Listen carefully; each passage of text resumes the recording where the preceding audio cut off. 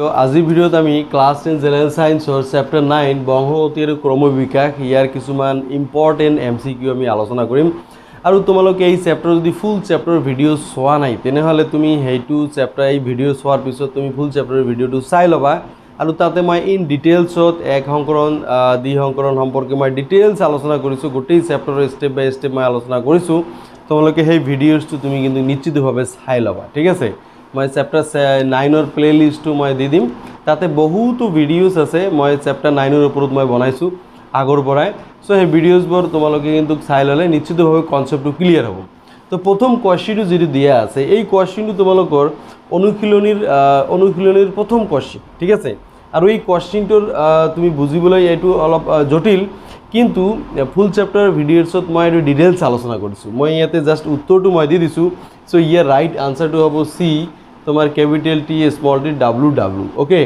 So this is the right answer এতিয়া আমি question number 2 লৈ যাম সো কোশ্চিন নাম্বার 2 কি আছে সোয়া সমহস্ত অঙ্গ এটার উদাহরণ সো সমহস্ত অঙ্গত তুমি এটা বস্তু ভেরি সিম্পলি মনত রাখিবা দেখা থেকে কাম বেলেগ ঠিক আছে যেতিয়া কামটো বেলেগ বেলেগ হ'ব তেতিয়া তাক সমহস্ত অঙ্গ বুলি কম সো আমার বাহু কুকুৰৰ আগঠেং সো ইয়াৰ তো দেখাত কিন্তু একই আছে কিন্তু কাম বেলেগ বেলেগ this is the right so আমার দাঁত হাতির দাঁত ঠিক আছে দেখা থেকে কিন্তু কাম বেলেগ সো গঠনও তোমার একে ঠিক আছে this is also right so আলু আৰু ঘাঁহৰ শিপা this is also right so ওপৰৰ আটাইকেইটা এই গোটেইখিনি সমহস্ত অংগ ঠিক আছে সমহস্ত অংগ বুলি ক'লে দেখা থেকে কাম বেলেগ এইখিনি মনত ৰাখিবা সমহস্ত অংগ এটাৰ উদাহৰণ হৈছে এইটো সমহস্ত অংগ বুলি দিছে সমহস্ত অংগৰ এইটো উদাহৰণ চৰাইৰ ডেউকা বাদুলিৰ ডেউকা এইটো নহ'ব ঠিক আছে পখিলাৰ পাখি বাদুলিৰ ডেউকা এইটো নহ'ব সো পাৰৰ পাখি মানুহৰ হাত so this is the right answer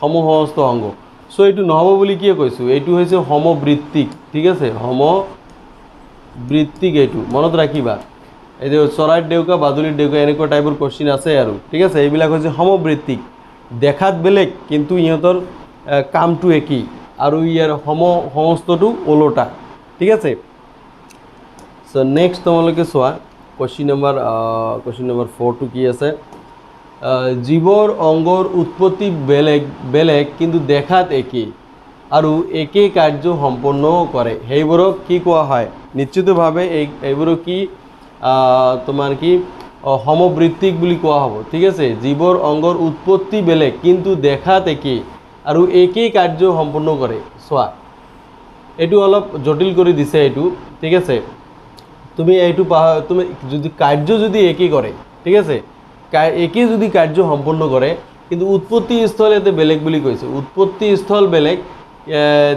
দেখা থেকে এই শব্দটোৱে অলপ কনফিউজ লগাই দিছে কিন্তু এতে একেই কাৰ্য যদি সম্পন্ন কৰে নিশ্চিতভাৱে এইটো সমবৃত্তিক হ'ব ঠিক আছে সো অলপ কোৱেশ্চনটো অলপ জটিল কৰি দিছে আৰু বেলেগ একো নাই তাৰপিছত তোমালোকে চোৱা যদি জিনীয় গাঁথনি ওখ টিটি আৰু চাপৰ টিটি যুক্ত গছৰ মাজত সংকৰণ ঘটোৱা হয় পিছৰটো অপত্যজনুত আমি কেনে ধৰণৰ গছ পাম so capital T small T যদি থাকে capital T small T so ইয়াৰ সংকৰণত চোৱা এইটো ক্যাপিটাল আহিব ইয়াতে স্মল আহিব ইয়াতে যিকোনো এটা লগ লাগিলে ক্যাপিটাল আৰু স্মল থাকিব সো এইটো তোমাৰ হ'ব কি সকলোবিলাক ওখ হ'ব কেৱল ওখ B is the right answer ঠিক আছে কেৱল ওখ প্ৰথম অপত্যজনুত কেৱল ওখ হ'ব কিন্তু দ্বিতীয় অপত্যজনুত আকৌ ৰেচিঅ'টো বেলেগ হ'ব তোমালোকে এইটো পিছৰ আমি কোৱেশ্চনত পাম সো নেক্সট তোমালোকে চোৱা বিৱৰ্তনৰ লগত তলৰ কোণটো সাধাৰণভাৱে জড়িত এইটো চীনা স্কুলীয়া ছাত্ৰ এইটো সাধাৰণভাৱে জড়িত আৰু বাকীবিলাক কিন্তু তোমাৰ এইটো সিৰিয়াসলি এইটো জড়িত হৈ আছে বাকীবিলাক ঠিক আছে নেক্সট তোমালোকে চোৱা কোৱেশ্চন নম্বৰ 7 ডিএনএৰ কোনটো এক অংশ হৈ কোনো এটা প্ৰটিনৰ সংশ্লেষণৰ নিৰ্দেশনা দিয়ে আৰু সেই অংশটোক নিৰ্দিষ্ট প্ৰটিনৰ ড্যাশ বুলি কোৱা হয় এইটো নিৰ্দিষ্ট প্ৰটিনৰ কি জিন বুলি কোৱা হয় এইটো মনত ৰাখিবা ঠিক আছে তাৰপিছত কোৱেশ্চন নম্বৰ 8 চোৱা প্ৰাকৃতিক নিৰ্বাচনৰ দ্বাৰা প্ৰজাতিৰ উৎপত্তিৰ ধাৰণা দাঙি ধৰিছিল এইটো ডাৰউইন কত গ'ল Charles Robert Darwin so A is the right answer okay so next question number 9 টো আমি চাম কি দিয়া আছে এজোপা ঘূৰণীয়া আৰু সেউজীয়া মটৰমাহৰ গুটিৰ বহন কৰা গছৰ সৈতে এজোপা খটোৰা পৰা আৰু হালধীয়া মটৰমাহৰ গুটি বহন কৰা গছৰ সংকৰণ ঘটালে ওপৰত উল্লেখ কৰা চৰিত্ৰবোৰ দ্বিতীয় প্ৰজন্মত গছজোপা তুমি কি অনুপাত পাবা?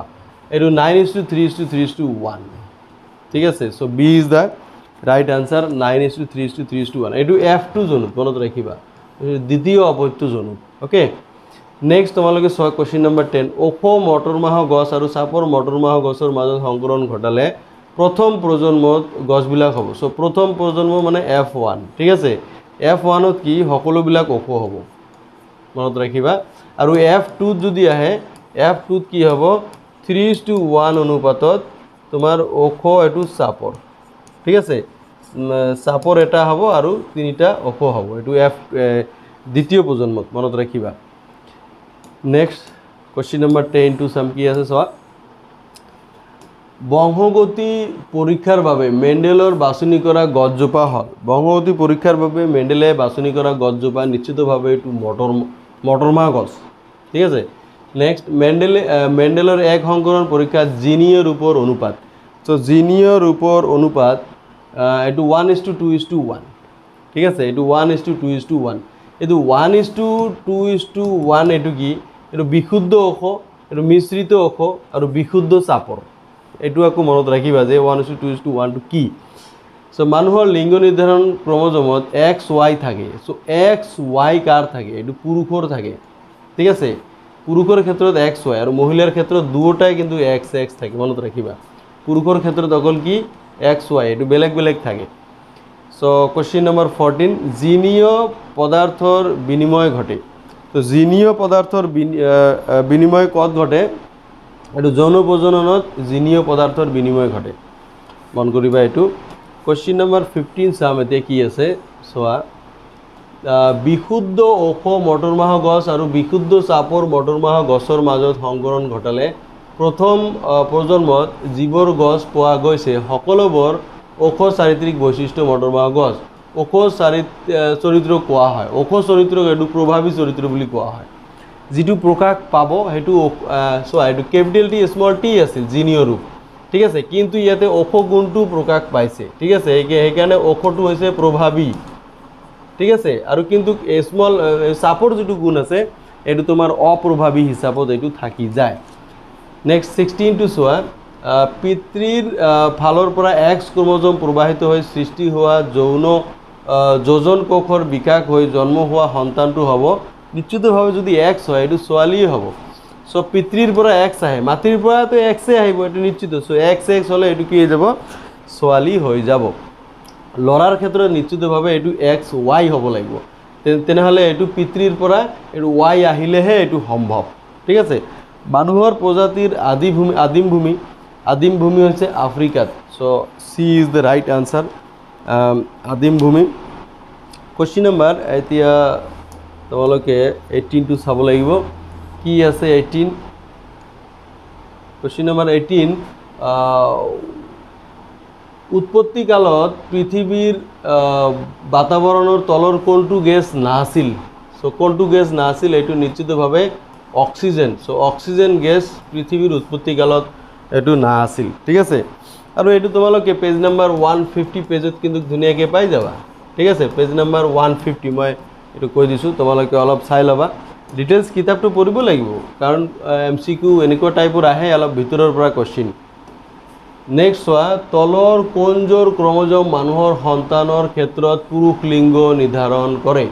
চ' পুৰুষ লিংগ নিৰ্ধাৰণ কৰে এইটো XY, ঠিক আছে। XY থাকিলেহে এইটো পুৰুষ লিংগ নিৰ্ধাৰণ কৰে। নেক্সট চোৱা।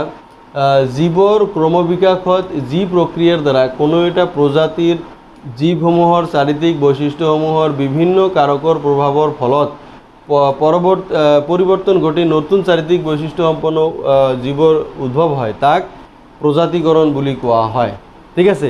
নতুন চাৰিত্ৰিক বৈশিষ্ট্যপূৰ্ণ ইয়াতে জীৱৰ উৎপত্তি হৈছে তাক প্ৰজাতিকৰণ। কিন্তু এটা বস্তু মন কৰিবা, যিটো জীৱ উৎপত্তি হৈছে সেই জীৱটোৱে আগৰ প্ৰজন্মৰ লগত কিন্তু প্ৰজনন কৰিব নোৱাৰিব, ঠিক আছে। যদি প্ৰজনন কৰিব নোৱাৰা অৱস্থা হয় তেতিয়াহে নতুন প্ৰজাতিৰ উৎপত্তি হয়। সো এইটো এটা ৰিলেটেড কনচেপ্ট। সো প্ৰজাতিকৰণৰ এইটো পৰীক্ষাত আহে।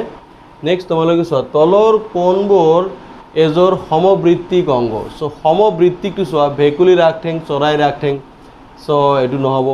সো বাদুলিৰ ঠেং আৰু চৰাইৰ ঠেং এইটোও নহ'ব। বাদুলিৰ অগ্ৰপথ আৰু চৰাইৰ অগ্ৰপথ চোৱা এইটোও নহ'ব। সো বাদুলিৰ ডেউকা চৰাইৰ ডেউকা, so this is the right answer. So বাদুলিৰ ডেউকা সো চৰাইৰ ডেউকা, ইয়াৰো ডেউকা আছে ইয়াৰো ডেউকা আছে, ই দুটাই একেই কাৰ্য সম্পন্ন কৰিছে, মানে উৰা কাৰ্য সম্পন্ন কৰিছে, কিন্তু ইহঁতৰ উৎপত্তি স্থল আৰু গঠন বেলেগ বেলেগ। সো সেইকাৰণে এইটো কি সমবৃত্তিক অংগ। D number, D is the right answer. তো চৰাইৰ অগ্ৰপথ আৰু পতংগৰ পাখি এইটো কি অংগ হ'ব? ঠিক আছে, এইটো হৈছে সমহস্ত অংগ। ঠিক আছে, চৰাইৰ অগ্ৰপথ আৰু পতংগৰ পাখি এইটো হৈছে সমহস্ত অংগ। ঠিক আছে, তাৰপিছত চোৱা নেক্সট অপশ্যনবিলাক দেখা নাযায়, মই ওপৰত তুলি দিছোঁ। কুৱেশ্যন নম্বৰ 23টো চাম এতিয়া।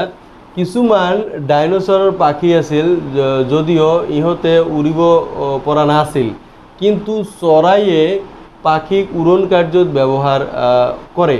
চ' বিৱৰ্তনৰ দিশৰ পৰা বুজি পাব পাৰি যে এইটো কি হ'ব। চ' তোমালোকে চোৱা সৰীসৃপ আৰু চৰাইৰ মাজৰ কোনো ধৰণৰ বিৱৰ্তন সংযোগ নাছিল, চ' এইটো নহ'ব।